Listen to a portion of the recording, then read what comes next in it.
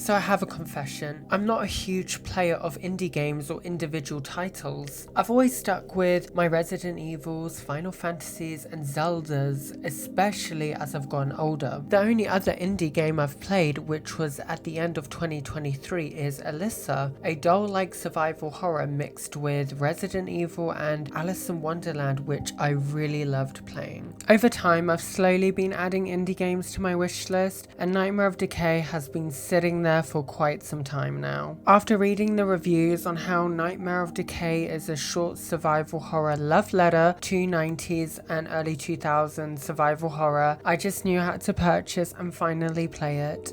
With that being said, let's enter the survival horror world of Nightmare of Decay. When we start up the game, we're introduced to a news reporter who is reporting on the missing absence of a young woman. Before her absence, she was frequently complaining about having horrific nightmares before her disappearance. This freaks us out because we've been having these same horrific nightmares as well, so we decide to turn off the TV for now. After making something to eat and having a nice shower, we re-enter her living room, where the TV has turned itself on again. As we turn around, we see a gruesome figure of a very disturbing looking man covered in blood, holding a decapitated woman's head. We brush it off as just our mind playing tricks on us, and we get ready for bed. But when we wake up, we're not in our bed, we've been buried alive. We appear to be in a mansion courtyard, so we go around looking and we spot a black cat. This black cat talks to us, taunting us on how we're not the first to come here, and the cat wonders how long we will survive for and how we'll meet our gruesome end. Very positive, thank you. Entering the level room, we encounter our very first zombie, a little nod to how you encounter the original zombie in the original Resident Evil and Resident Evil Remake. After killing the zombie, we acquire a handgun and a key to the mansion. Unlocking the doors to the mansion, the nightmare truly begins. Nightmare of Decay's gameplay is your standard survival horror experience. So for starters, you're going to have to manage your supplies. There's not loads of handgun or shotgun ammo around or health items, so you've got to think twice. Do you need to kill this enemy, or can you bypass them and spare a few bullets for an upcoming boss fight you may have? The inventory system in Nightmare of Decay isn't your typical Resident Evil limited inventory. You can pick up as much as you want, but supplies are still very limited in this game, so you do need to be extra careful. So what's another important part to survival horror other than limited supplies and exploration? Duh, it's your key items and puzzles.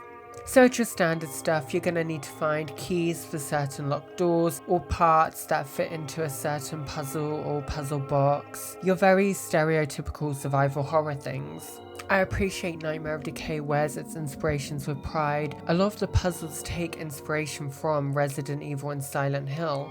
There is one clock puzzle that takes heavy inspiration from Silent Hill 2, which I really do appreciate. Any key items or locations for puzzles will be highlighted on your map.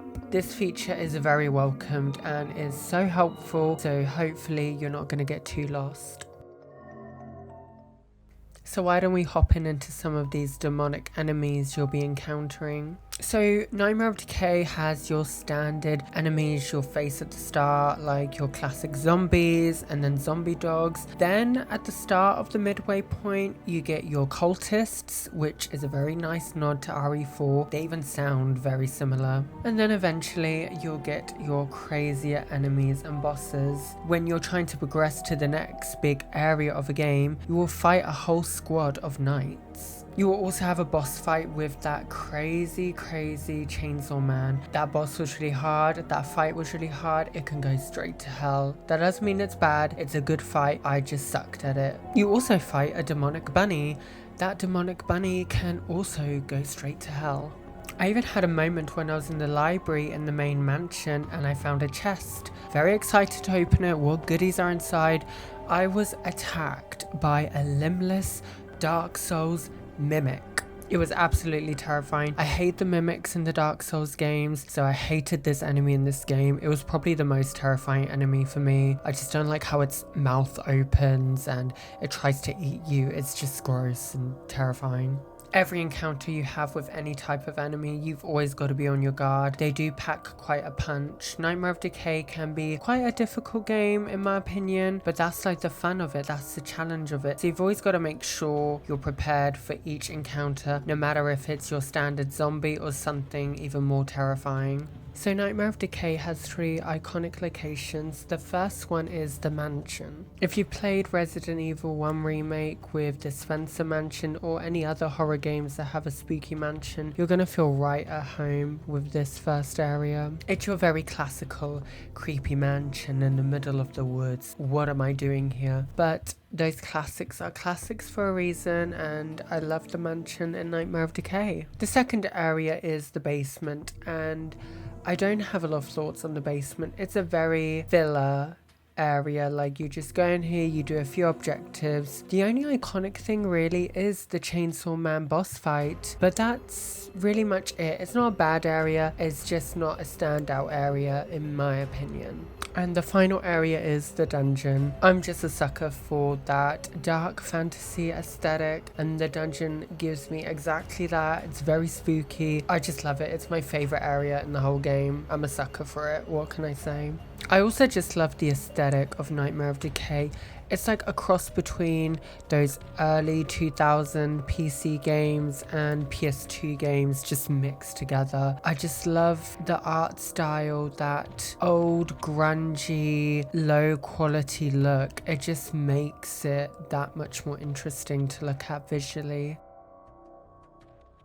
So the question, should you play Nightmare of Decay? My answer, of course you should play Nightmare of Decay. This was a fun little charming survival horror experience that I needed to play. I feel like this game has kind of opened indie games for me in a strange way. It's definitely made me appreciate how these small creators and small development teams make things that we love, and it's amazing that, for example, on Steam it has its own little indie page. It's wonderful that these indie games do get their recognition, even though they do deserve a lot more. So I'm also very proud to say I've been adding a lot more indie games to my wish list, like for example Echoes of the Living, Labyrinth of the Demon King, Phase Zero and Necrophane are some of the titles I'm very interested in playing, so I'm very excited to try them out. So you can get Nightmare of Decay for around $3.99 at the moment on the Steam store. I'm so glad that I got to play this game. I know I'm quite late to the party since it came out originally in 2022, but I'm really glad I got to play it now and experience this small title. And also, if you're just a huge indie lover, or